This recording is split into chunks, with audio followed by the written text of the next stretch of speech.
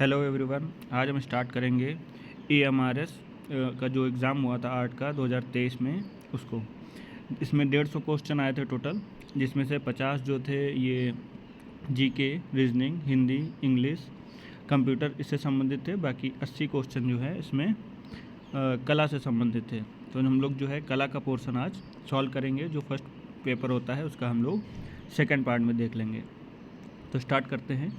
Question number 41। तो पहला question आया था, जहांगीर के शासनकाल के चित्रों की किनारियाँ सुनहरे रंग फूल पत्तियों से सुसज्जित होते थे जिन्हें कहा जाता था। तो हम लोग अगर मुग़ल काल के पेंटिंग देखेंगे तो उसमें बॉर्डर बना रहता था। तो इसने पूछा है कि इस बॉर्डर में जो है सुनहरे रंग फूल पत्तियाँ या आगे चलकर उसमें युद्ध के भी दृश्य दिखाए गए हैं, तो इनको क्या बोला जाता था? तो इसे हाशिया बोला जाता था। ये हाशिया बोला जाता था। क्या बोलते हैं इसको? तो मुग़ल काल में जो बाउंड्री बनती थी इसको बोलते थे हाशिया। आगे बढ़ेंगे नेक्स्ट क्वेश्चन पर। चोलकालीन देवी उमा की मूर्ति वर्तमान में किस संग्रहालय में है? तो चोल काल से दो मूर्तियाँ प्राप्त हैं। एक प्राप्त है पार्वती की मूर्ति, जिसे हम लोग देवी उमा की मूर्ति बोलते हैं, और दूसरी प्राप्त है नटराज की मूर्ति। दूसरी कौन सी है? नटराज की मूर्ति। दोनों का समय पूछा जाता है तो 12वीं शताब्दी, तो 12वीं शताब्दी या 12 AD। ये दोनों कहाँ रखी हैं इस समय? तो राष्ट्रीय संग्रहालय दिल्ली में। कहाँ है? तो राष्ट्रीय संग्रहालय दिल्ली में जो है दोनों संग्रहित हैं। आगे बढ़ेंगे 43 पे। इनमें से किस बंधक का प्रयोग टेम्परा में नहीं किया जाता है? तो टेम्परा एक तरीके से जल रंग ही होते हैं। तो इसमें अंडे की जर्दी भी मिला सकते हैं, गोंद मिला सकते हैं, और सरेस भी एक प्रकार का गोंद ही है। तो इन तीनों को मिला सकते हैं, जबकि मोम को जो है टेम्परा में बंधक के रूप में प्रयोग नहीं कर सकते। तो इसका सही ऑप्शन हो जाएगा मोम। नेक्स्ट है 44। निम्नलिखित में से किस रंग का तान सबसे गहरा होता है? तो जो नीला रंग है, नीले रंग का जो टोन होगा वो सबसे क्या होगा? डार्क होगा। निम्नलिखित में से किस रंग का तान सबसे गहरा होता है?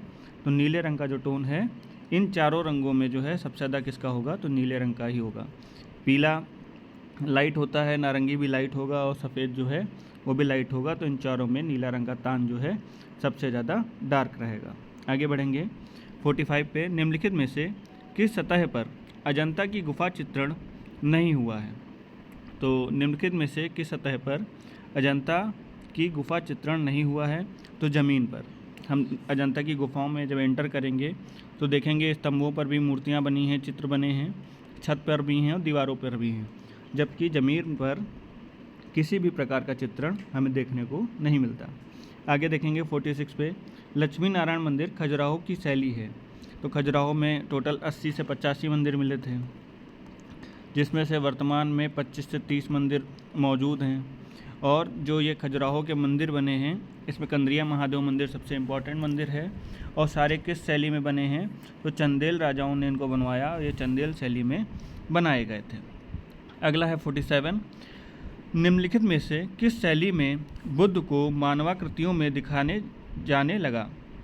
तो बौद्ध धर्म की दो शाखाएँ थीं, हीनयान और महायान। महायान वाली शाखा में जो है यहाँ पर बुद्ध की मूर्ति की पूजा होने लगी थी, जबकि हीनयान में जो है उनके प्रतीकों की पूजा होती थी। तो पहली बार मथुरा शैली, पहली बार क्या हुआ? मथुरा शैली में भगवान बुद्ध की पहली मूर्ति बनाई गई और उसकी पूजा आरंभ हुई। तो पहली मूर्ति मथुरा शैली में बनी है। आगे बढ़ेंगे 48 पे। निम्न कौन सा कलात्मक क्रियाकलाप सिंधु घाटी सभ्यता के विभिन्न स्थलों में नहीं पाया गया है? तो कौन सा कलात्मक क्रियाकलाप सिंधु घाटी सभ्यता के विभिन्न स्थलों में नहीं पाया गया? कहीं कहीं से मिला है, लेकिन हर जगह से नहीं मिले हैं। आभूषण हर जगह से मिले हैं। मृदभान यानी कि मिट्टी के जो बर्तन हैं वो भी हमको हर जगह से ही प्राप्त हैं। और मूर्तिकला के अवशेष भी यानी कि मोहरे जो हैं हर जगह से लगभग प्राप्त हैं, जबकि चित्रकला के अवशेष हमको बहुत ही कम प्राप्त हुए हैं। आगे बढ़ेंगे। हड़प्पा की सामाजिक व्यवस्था थी। तो हड़प्पा की अगर सामाजिक व्यवस्था कैसी थी? तो ये समानाधिकारवादी थी।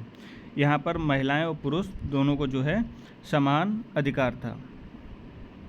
आगे बढ़ेंगे नेक्स्ट क्वेश्चन पे 50 नंबर। चोलकालीन नटराज की मूर्ति में शिव की भंगिमा है? इसके पहले पार्वती उमा वाली पूछी गई थी, हमने बताया था वहाँ पे भी कि 12वीं शताब्दी में जो है दो मूर्तियाँ बनी, एक नटराज की और दूसरी उमा की। एक बनी उमा की, दूसरी बनी नटराज की। दोनों कहाँ थीं? तो दिल्ली में संग्रहित थीं।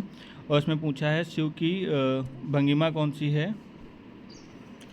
तो इसमें देखेंगे नटराज की जो मूर्ति बनी हुई है वो यहाँ पे अपस्मार पुरुष पे खड़ी हुई है, 4 हाथ बनाए गए हैं और साथ में इसकी जो भंगिमा है वो अतिभंग है।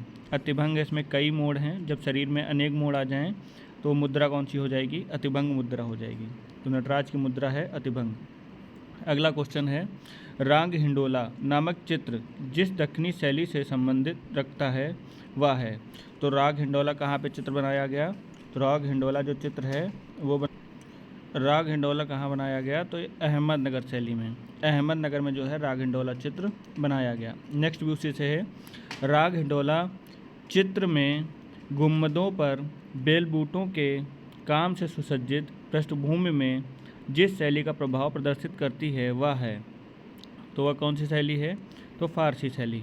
राग हिंडोला जो चित्र है, राग हिंडोला जब चित्र देखेंगे तो पीछे उसमें इमारत बनी है जिसमें गुम्बद भी हैं। तो गुम्बदों पर बेलबूटों के काम, गुम्बदों के ऊपर क्या हुआ है? बेलबूटों के काम से सुसज्जित पृष्ठभूमि जिस शैली का प्रभाव है, तो इसमें जो फूल बने हैं गुम्बदों पर उनमें किस शैली का प्रभाव देखने को मिलता है? तो फारसी शैली। नेक्स्ट बढ़ेंगे, जहांगीर मैडोना की तस्वीर पकड़े हुए नामक चित्र के चित्रकार थे? तो जहांगीर मैडोना की तस्वीर पकड़े हुए के कलाकार हैं अबुल हसन। अबुल हसन के द्वारा जो है ये चित्र बनाया गया, मुगल काल से संबंधित है। अगला है, किस नदी के तट पर हड़प्पा समृद्ध हुआ? हड़प्पा जो है रावी नदी के किनारे, हड़प्पा जो है रावी नदी के किनारे, जबकि मोहनजोदड़ो सिंधु नदी के किनारे। हड़प्पा का याद रखेंगे किस नदी के किनारे? तो रावी नदी के किनारे। नेक्स्ट है 55, प्रथम सातवाहन काल की अजंता की गुफाएं नहीं हैं? तो प्रथम सातवाहन काल के अजंता की गुफाएं नहीं हैं। तो सातवाहन काल में कौन कौन सी गुफाएं बनाई गई? 9, 10 और 12। 9, 10, 12 जो है बनाई गई, जबकि 14 नंबर जो गुफा है ये प्रथम सातवाहन काल की गुफा नहीं है। नेक्स्ट बढ़ेंगे, निम्नलिखित में से कौन सी शैली पहाड़ी शैली नहीं है? तो किशनगढ़ शैली जो है राजस्थानी शैली के अंतर्गत आती है। एक शैली के अंतर्गत आती है राजस्थानी शैली के अंतर्गत आती है किशनगढ़ शैली। अगला है 57 नंबर, कौन सा कथन सिंधु घाटी सभ्यता के बारे में सही है? तो सिंधु घाटी लोग क्या क्या करते थे, कौन सा सही होगा? पहला है, वे पशुपति की पूजा करते थे, बिल्कुल सही। संस्कृत आमतौर पर स्थिर थी, नहीं, संस्कृत बढ़ रही थी। घोड़ों की बलि चढ़ाना प्रचलित था, बिल्कुल नहीं। और गाय को पूज्य मानना, तो गाय का कुछ जिक्र नहीं है, गाय का जिक्र ही नहीं है सिंधु घाटी में। तो पशुपति की जो है यहाँ पे सील भी प्राप्त हुई है और ये इसकी पूजा भी करते थे। अगला है, मेवाड़ शैली की उत्पत्ति चावंड में चित्रित रागमाला चित्रों से मानी जाती है। सन 1605 में इसके चित्रकार थे। तो 1605 में चित्रित जो है चावंड रागमाला है, इसको चित्रित करने वाले कलाकार थे निसारदीन। निसारदीन के द्वारा जो है इसको चित्रित किया गया, कलाकार हैं निसारदीन। आगे बढ़ेंगे, सिंधु घाटी सभ्यता का कौन सा एकमात्र स्थल है जहां किलाबंदी नहीं की गई? तो चाहूदड़ो के जो दोनों नगर थे वो दोनों ही निचले नगर थे और इसकी जो है किलाबंदी नहीं की गई, इसकी किलाबंदी नहीं थी। आगे बढ़ेंगे, मूर्तिकार डीपी राय चौधरी की मूर्ति श्रम की विजय, इसके पहले हमने कई बार इस पर बात की है, में कुल कितनी मानवाकृतियों को दिखाया गया है? तो श्रम की विजय में टोटल 4 मानवाकृतियाँ हैं। अगर हम श्रम की विजय वाली मूर्ति देखेंगे तो इसमें जो है एक आदमी है, एक महिला है और आगे यहाँ पे एक बच्चे को बैठाले हुए हैं और जस्ट पीछे एक और बच्चा जो है इसमें बैठा हुआ है और पास में जो है यहाँ पे एक कुत्ता चलता हुआ दिखाया गया है।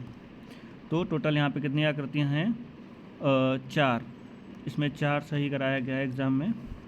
आगे बढ़ेंगे, फिर है मुग़ल लघु चित्रकला शैली का विकास हुआ। मुग़ल लघु चित्रकला शैली का विकास कब हुआ? तो 16वीं से लेके 19वीं शताब्दी तक, 16 से लेके 19वीं शताब्दी तक जो है इसका विकास चला, 16वीं से लेके 19वीं शताब्दी तक। आगे बढ़ेंगे, अजंता चित्र निर्माण में प्रथम रेखांकन किस रंग से किया गया?